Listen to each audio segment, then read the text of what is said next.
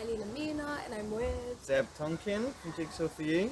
and we are co-hosting a range of interview with Jigsaw4u ambassadors, which includes Emma Norry, who is a very well-known children's author and scriptwriter, and we had a fantastic conversation with her earlier, and we can't wait for you to see what she has to say to everyone. Firstly, thank you, Emma, for agreeing to come and let us talk to you about everything that encompasses being a writer. First thing I was going to say is you're listed as M and EL Norry. So which is your preferred kind of terminology you use? So the thing is a bit like maybe you, Eileen, when you do your music or, make music, like I didn't anyway start off thinking, oh, I need to consider a name or my persona. When I joined like a writing website, I definitely started off as EL Norry for Emma Louise because I knew that I was going online and I didn't want people knowing who I was. And I didn't want people judging me for being a woman. I just wanted to be judged on my writing, whatever my story was about. So that's why I started off as EL Norry, so that I could write about anything. And then my first book, they just naturally brought that out as EL Norry. And then I got to do a very different book, and they were saying, oh, EL doesn't sound very friendly, and EM sounds really friendly and like, that was their reasoning, as in the publishers. So I was like, that's fine, doesn't bother me. And then it seemed to be that EL kind of went on to more non-fiction things or historical things, and M was only used once. And then from now on, I think they're going with Emma, full name. I didn't think anything of it, but my agent, so the agent is the person who takes 15% of my money, but works on my behalf, like it'd be the same in the music industry. So she'll look at contracts, make sure I'm not getting ripped off. She'll try and get me good deals. And she's a real straight talking lady, the woman who is my agent, which I needed and wanted. But she did send me an email quite soon after a book came out saying, I think you've made it really confusing by having, EL, M and Emma. She's like, you can't really build a brand. So, maybe if I'd been more savvy before I'd started, I would have thought about launching myself in a different way. And also, I think, if you do anything artistic, anything, write, sing, dance, produce, sometimes you might have different interests and, they might suit a different name. Do you know what I mean? Lots of people have a pen name or a performing name. And I don't think there's anything wrong with that. But I do think it makes people, it makes it harder for people to find out who I am or what I do. So do you think that level of, like, I guess, protection is important across, especially considering what things are going on with social media and things like that at the moment? I mean, it really depends. I think, it depends on how you're using social media and why you're using it. But, Eileen, if you're, a young adult and you want to go into the creative industries at some point, then you personally need to start thinking very much about your social media profile. Do you know what I mean? And the sort of things that even the sort of things that you like, as in not just what you like, but what you respond to. So whether you're on LinkedIn or Instagram or Twitter, or I don't really know what the latest cool thing is for young people, but, TikTok, you need to think about someone in a year or 2 years who might want to employ you or put you on a mentoring scheme or just look you up for a reference. People will Google people. That's what people do. And you just want to make sure that, for the last few years or whatever that's going back, there's nothing that comes up that would go against your own values, if that makes sense. Like, I think we can all make mistakes, but we just need to make sure that whatever is out there publicly, we're willing to own and talk about if we need to, if we're happy to. So that kind of thing is quite important. And now, people who know me on social media, I'm still there as EL, but people know that it's Emma and they know I'm a woman, obviously, and they know that I'm, mixed race. But yeah, when I was first kind of writing as in sharing my work with complete strangers. I was just a name, I was just initials, and I was, I didn't want anyone to know I was a woman. I didn't want anyone to know my background, mainly because it was none of their business and it didn't have to impact on my art. You know what I mean? Like, you'll get a lot of people saying, you need to write about this thing, or you need to sing about this thing, or, you might not want to. And if you're creating something for other people to enjoy, you really need to be able to create what you want to enjoy. You know what I mean? Yeah, I like the way that was said as well, because even going back to you saying about kind of in the beginning wanting to not like hide away, but kind of keep your identity to yourself, where it's like whatever you put out is for you, and if anyone else has something to say about it, they can't really point a finger at anyone, until it got to the point where it was like, okay, I'm getting more influential now, there's recognition, sorry. So now it's like, okay, I can let them know who I am, let them know like what I'm doing, which is really nice. And even with the Instagram, from only like last year have I now like watched out what I'm putting, like put up like singing stuff and like artist stuff, so people can see who I am. So yeah, really nice. yeah, Taking that knowledge. yeah. Well, that's good. That's really savvy of you. Do you know what I mean? Because people will do that, and people will say to me now, I saw a comment you put on Twitter, and I'm like, having to think about what I said. And, I also am very conscious of people working very hard to get into an industry that's really difficult to get into. So I tend not to like those kind of boasty social media posts. And I just usually try, and authenticity is really important to me. Like, it always has been. And, I've been writing for like 25 years, and it's only in the last 4 years that things have started to happen. So there's a lot of me that's still quite humble, but I'm not going to not be true to myself. So generally my social media reflects my personality. Do you know what I mean? Like, I'm generally fairly upbeat. I'm generally really quite happy. I'm really encouraging of people. I think there's space for everyone at the table. I'm happy to share. I don't necessarily feel I've got loads of knowledge, but I'm happy to share whatever I've got. In creative industries, you can get a lot of people that keep it all to themselves. Do you know what I mean? Like, there's only this much pie. Like, that's ridiculous. It really is ridiculous. We're all individuals with our own story, and no one can take that away from you, really. I was going to say, just off the back of what you've just said, I was going to say, on your website, I noticed there's this quote in quite large lettering that says, experience of, brackets, happy to be approached as a sensitivity reader for growing up in the care system, foster homes, being mixed race, BAME, parental drug addiction, and mental health. Woo! What a load, huh? Yeah, I know, and I was so it was so heartwarming to see that on the website, because the question I was going to say is, how important do you think it is to be open about these kind of struggles, and what effect has being open about these things had on your life? Oh, he's asked a good question, hasn't he, Eileen?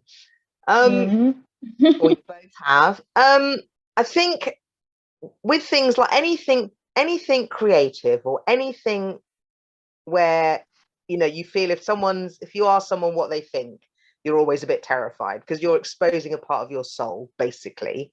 Anything like that, I think it's important, really important, to own those personal stories. And I think that, oh man, I mean, that can take a lifetime of learning to be comfortable with, depending on your own natural personality. Some of us are very private. Some of us aren't. Some of us love putting it all out there. Some people put it all out there for all the wrong reasons, get attention, get love, whatever. And especially as a young person. But generally, you just have to really think about what you might be comfortable to talk about. Obviously, there's room for all sorts of art and TV and whatever, and you can enjoy Love Island, but generally people respond best to artists when they are talking about something that touches them deeply and is very personal to them. So I've got a few different issues, and I'm still myself working through some issues. I think the minute you stop questioning your own growth is the minute you stop learning, really. And I don't think we ever should stop questioning or think we've all got it figured out, because life is a journey. I did a podcast on mental health, on my mental health. Like, I mean, I was a guest on an episode, and that was really terrifying. Like, afterwards, I completely freaked out. Do you know what I mean? Like, I spoke very openly about it, and I had dealt with it all. It was kind of 20 years ago that I had my experience, which was huge, and, you know, involved being hospitalized, and was very terrifying. I was kind of in my prime, like 22 or 26 or something, and, you know, in London, like living the life. And then I had this massive breakdown. And after I'd done the podcast, I felt so vulnerable. It was so strange. And I did kind of have quite a few tears to, you know, my best friend and my husband, and was like, oh my God, what have I done? Like, you know, we know people are judgmental about all sorts of things, you know, and we've all got our own bias. We know people are judgmental about your gender, your race, your sexuality, your history, you know, disability, all sorts of things people have strong opinions on. And I was terrified that I'd barely gotten started, and someone might stumble across this podcast, you know, some parent maybe, and think, oh my goodness, you know, she once heard voices, maybe doesn't mean she's fit to write for children, or whatever. I don't know what's in people's heads.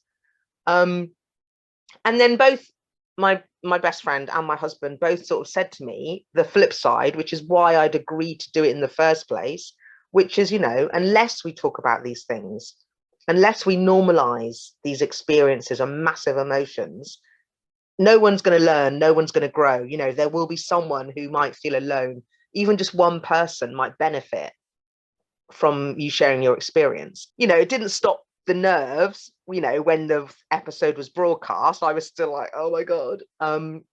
But it did kind of cement to me that I do genuinely believe it's important that we talk about the difficult topics.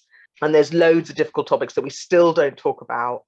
And we need to, you know, as humans, as a nation, as women, as people, we need to get rid of the shame and the fear of being judged, and just kind of lean into our highest, you know, our highest selves, like our ideal of what the perfect world would look like.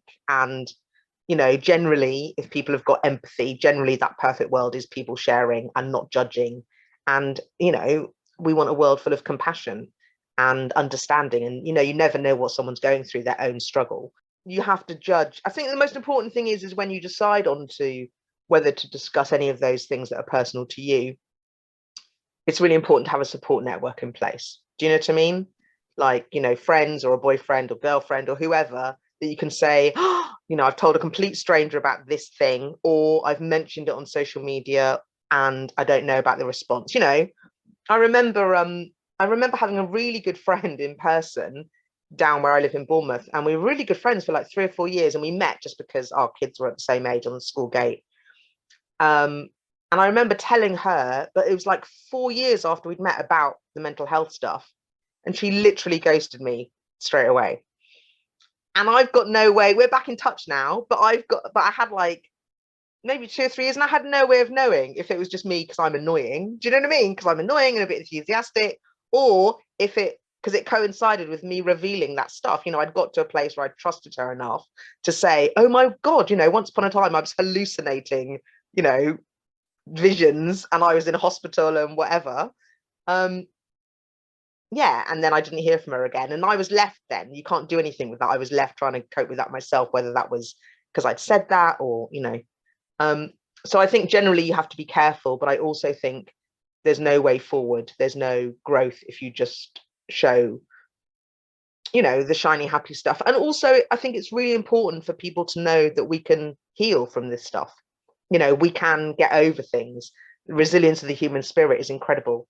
And unless we all kind of say, I've been through this, I've been through, you know, difficult things, it just helps other people not feel so alone. Sorry, that was a very long answer.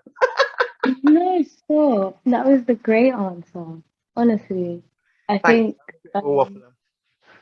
No, stop. So am I. Having people that are open-minded, like, is a very big thing. And just by you telling the story of telling someone you confided in that you was hallucinating and them to just absolutely cut doors, that shows there's always like two types of people. There's people who get it, and there's the people who, in a way, choose not to get it. Yeah. And I think a lot of that, a lot of people who don't get it, I think once you kind of, because I have a real big love for people generally anyway.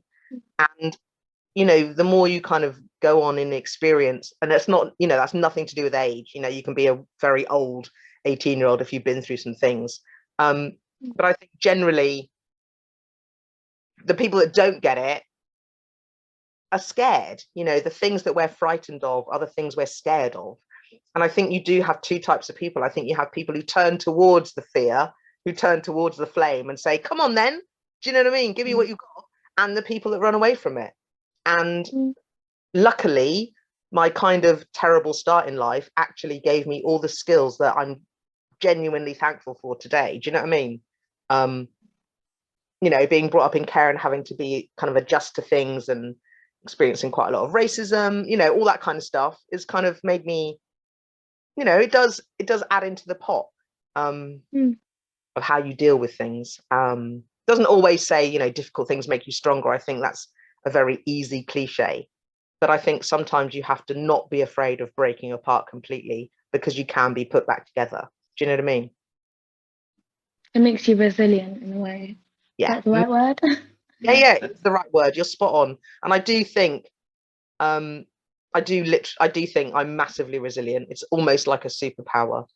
And I think today it is something that you have to kind of work on. Do you know what I mean? It is something that you have to keep putting yourself out there in whatever way, whether that's in friendships or romantic relationships or business opportunities or sharing your art. You do have to be, you do have to take a bit of a risk to be a bit vulnerable and, sit with that. If that's a bit uncomfortable, find someone you can talk to about it with. But generally, once you've shared that kind of information, even if you might feel a bit wobbly for a while, usually good things can come from it, That's such an amazing answer, Emma. It's just you encompassed everything I could have possibly thought about in that question. Really, I was just to try and pull it back onto kind of the books you've written and things. Just because you mentioned racism and things, and I noticed that you've done a book on Nelson Mandela, and also there's one about the Windrush generation as well. Yeah. So my personal questions on those were, did you ever have any contact with Nelson Mandela, like directly in writing the book? And then on the Windrush, it was kind of a similar thing. It was just because obviously that's a collection of stories from different authors. So I was intrigued to hear about what the process was for you finding the source material for your story in that book as well. I know. So I had no contact with Nelson Mandela. I've never, met him or anything. Amazing, amazing man. And actually, what's brilliant about when I started getting into writing non-fiction was, sometimes I didn't know anything about these people. Do you know what I mean? And then through the research, it's brilliant. You're basically getting paid to learn, and I love learning. So that was fantastic. I think at the moment, especially, and it's kind of a good thing, it's definitely a good thing, but I'm hoping it's not just a trend. Within the last 3 years, with the pandemic and Black Lives Matter, basically all artists across the board are keen on authenticity and own voices. You'll see call outs for that. Black writers, especially children's writers, are being given all sorts of opportunities they weren't given before, which is fantastic. Some publishers they really mean that, they really want to be inclusive. Some people are just putting, a brown face on a cover and hoping that kind of ticks the box. But genuinely, it seems to be a positive shift. And I wouldn't have even been published in the first place unless, me being mixed race, that's why I got published. My first book was a commission, which is when someone asks you to write something. And that was all about, Black British history and how Black people have always been here, Black and brown people have always been here.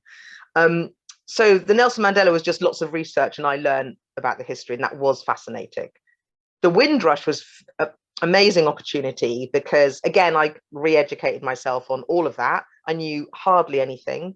You know, I'm 47 and I wasn't taught about the Windrush in school. You know, it was all outdated stuff, dead old white men, their history, you know, Henry VIII, we all know about. Thank goodness for Six. I quite like Six's whole invention of the whole thing. I'm loving that.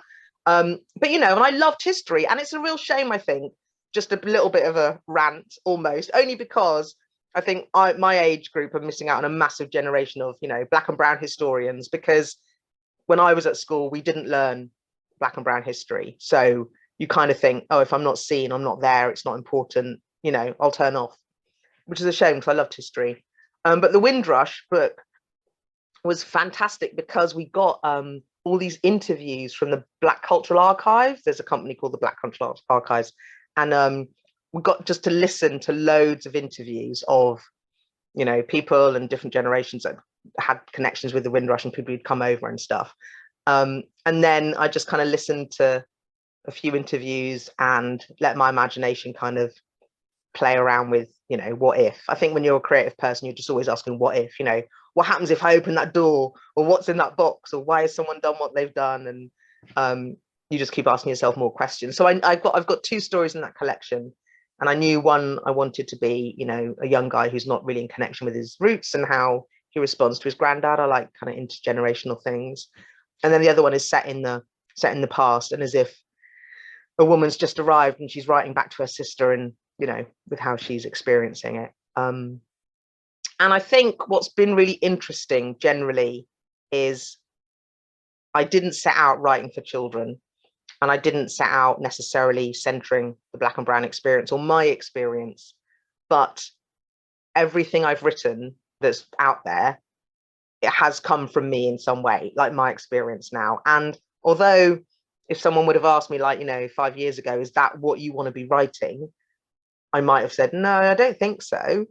I'm really, really pleased with how it's going. Do you know what I mean? Like, I'm really pleased with, like, I'm not, I get very emotional very easily, and I work a day job as well. So I'm not someone that goes into schools and does loads of talks, because I just can't, you know, I'm not in London anymore and I can't afford the travel and whatever. So I don't do many school visits, but I got invited to do one by the people that they did a picture on my website, and the whole class 6 had drawn the characters from my first book. And when I went into the class, and like 98% of them were black and brown kids, I honestly, like, I had to fight so hard to keep the tears from, like, I was like, and you know, that was lovely. And I was like, okay, so if I can make a difference, do you know what I mean, to like one of those kids, and they were just hilarious. And for them to recognize that they were around in history, and I could set something in, you know, the olden days, Queen Victoria days, and it wasn't boring. And it was a real reminder of, sometimes we make art and it's not in the real world, you know, we're doing it in our room or whatever, or, you know, putting on a YouTube channel, or, but then when you hear real people respond to what you do, I think that's when you kind of go, oh, okay, it's not about me. You know what I mean? It doesn't need to be about me. Like, I'm going to set the ego aside of what I think is good or right. And it's just, you know, some little, you know, gorgeous little Caribbean boy who's, you know, age 10 going, oh my God, I didn't realize that, you know, whatever. There was a guy who, you know, ran the first black circus and rode horses and was called Pablo. And, you know, and to do that with any of the stories I've got, or to put characters in that are mixed race, or, you know, from my own background stuff, you know, lived in care, don't know their dad, all that kind of stuff is, yeah, this feels like a good place to be, like a good thing to be doing. Very influential is all I have to say. Ah. And just to add on, like, making these books, and it, like, even you saying you didn't know it would have been a thing where it's like, oh, this is going to be something younger kids will read. It's a thing of, like, you don't know how much you are influencing them and how you're, like, changing their perspective and stuff. Because it could get to a case where it's like, oh, I've read this book, I want to read another book, I want to learn about this, I want to do this. Like, it's absolutely mind-blowing. And it's so, like, it's such a positive impact. I did a show in Manchester, and we kept calling it gentle bullying, where we'll gently keep pushing stuff that can influence and change things to whether it be kids, adults, anyone, just gentle bully. Yeah. And I found that absolutely amazing. So I just have to say that. Thank you for saying that. That's lovely. And I think that's right. Like, if you make music and perform and stuff, it's that thing of always looking at the reason why you're doing what you're doing. Like, sometimes you won't know. Do you know what I mean? Sometimes you want to be heard. Sometimes you want fame and loads of money, and that's fine. That's not a dirty, bad thing. But if you can always come back to the root, I think, and the root of anything like that should be from a kind of loving place, from a sharing place, like not like I'm better than you, just from a sort of let's experience this together and enjoy it together. Then if you've got those intentions, I genuinely don't think anything can go wrong. Like, I mean, I'm not someone that sets goals or anything like that, because I never did in my past. And I know some very ambitious people that are like set goals and have all these plans or whatever. But I think if you do that, great. If you can do that, I would love to be more organized like that. But I also think you're missing out on the magic then too. I don't expect anything. I hope for everything, but I expect nothing. And I can't get let down. That doesn't mean I'm not hopeful. Do you know what I mean? It just means I'm more willing to like try something new. Or if someone comes up to me and says, do you want to try this? I'll be like, yeah. I'm not like, oh my God, that's not on my path of my 5-year plan or whatever. Do you know what I mean? You're present. That's what I hear from it. You're very present. You're in the moment, going Yeah. with the flow type. Yeah, That's you're good. right. And it takes a bit of effort. Do you know what I mean? I haven't always been like that. But yeah, you're right. I like that gentle bullying. It's like that just little nudges. Do you know what I mean? Like, let's all kind of go in the same. Yeah, you just have to keep repeating the things that you believe in, and you will get people on board eventually. Do you know what I mean? You will get people who get you and get your message. And as long as you can kind of end your day and know whatever you've written, whatever you've sung, whatever you've performed is something that you feel proud of, the chances are someone will connect with it somewhere. Do you know what I mean? And for me, like, I've done a few books and most of them aren't, you can't, the early ones, you won't even be able to go and find them in a bookshop. Do you know what I mean? But that doesn't matter to me because I know that it's connected with a reader from a letter that I've got, or do you know what I mean? Or, so it's quite important to know what you want to achieve from it, I think, from anything, any job you do. For me, it's just amazing to get some money for something that I enjoy and doesn't feel like work at all. Do you know what I mean? I would do it in my sleep for nothing. And now I'm in a place where I can help other people, and I love that. Do you know what I mean? So there's a prize called the Jericho Prize, which is for Black British writers, picture book writers. And I'm sort of, do some judging on that or some mentoring on that kind of thing. And I think that thing is, if you're in any position at all, you need to bring up the next generation. You know what I mean? You need to bring up people with you, and pass on, anything that can help them get ahead as well, so that you're all coming up together. Not too many people are, maybe they've been burned or, hurt, or someone's, done the dirty on them. And you can kind of understand a reluctance maybe, but there's enough pie to go around. Do you know what I mean? I think we've got probably time for one more question. Okay, I just wanted to quickly ask about the new book coming next year. Oh yeah. Personally, it's my most exciting thing because I'm a massive adventure fantasy fan. So it's called Fable House. It's from what I know. It's Fable House, and it's going to be a series of books. Is that right? It's 2 books so far. So I've written the first one, and I'll be starting to write the second one soon. So this is quite an interesting way of working, and it dispels the whole like artist as like lone genius, because people love to think it's just one person amazing sitting in their pile of gold or whatever. But any art is a collaboration, and the sooner you learn to collaborate with people, the better, really, and realize that other people have different strengths and whatever. So this original idea was someone else's. Yeah, a lady called Jasmine Richards, who's amazing, had this idea about 4 kids finding a black knight. But she came to me specifically because she'd read my work before and knew that I grew up in care. So all the voice and all the characters and all of that is me. Like I've decided how it goes down, kind of thing. I'm so excited about it. I'm really excited. It comes out next April. And I'm also a bit terrified because there's loads in there that's really personal. So I'm a bit like, I need to get on my like game face when I start talking about it. But I love these characters so much. Just want to say a big thank you to Emma Norry for letting us speak to you and get to hear all of your amazing knowledge and just inspiring stories and how it all came together and pieced together. Yeah, truly amazing, and us too, as well as all of us at Jigsaw4u, are really looking forward to trying to include her in some positive activities and workshops or whatever we can, because truly